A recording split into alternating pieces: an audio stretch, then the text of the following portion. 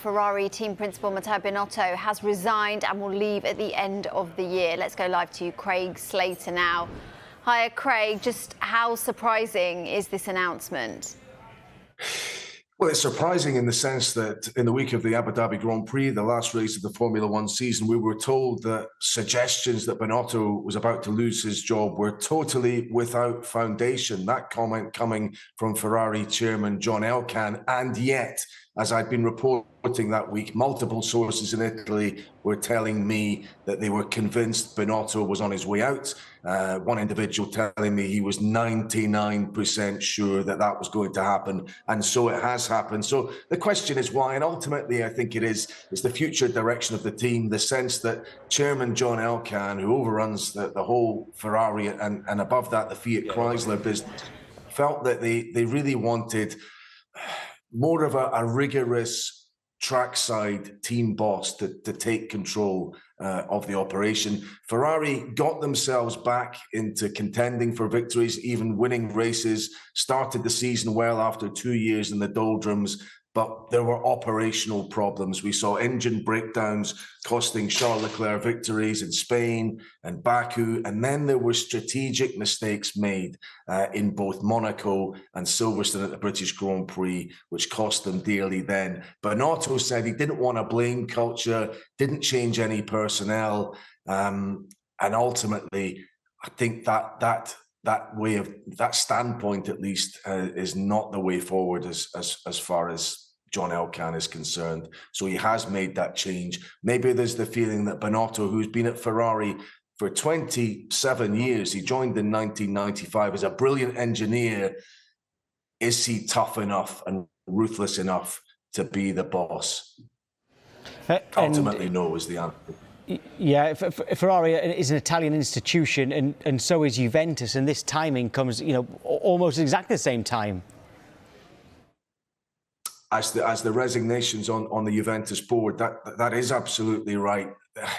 I mentioned the name John Elkann. Now, John Elkann is the chairman of Ferrari. He also sits atop the whole Fiat Chrysler operation. He was the chosen heir to run this multi-industrial business, global business. And he also is at the head of the Exor company, which is the parent company of Juventus as well. So these changes going on at Juventus, you have to assume, have been rubber stamped by John Elkann. They are not linked. Let's get that straight. The fact that Binotto is leaving Ferrari today in no way suggests that there's any sense or any questioning of any financial irregularities going on there. That team were declared to have fulfilled Formula One's cost cap, for example, and would have had their books very rigorously audited because of that process. However, it is worth noting that the kind of crossover of staff at executive level you have between Juventus and Ferrari, current chief executive of Juventus, who is on his way out, but will stay there in a kind of caretaker role to oversee the appointment, or to at least to transition the appointment of the new board there, is none other than Maurizio Arrivabene, who was Binotto's predecessor as Ferrari team principal. So yeah, those two sporting institutions very closely linked. You have to say Juventus have had a decade of very high achievement. Ferrari now have underachieved for 15 years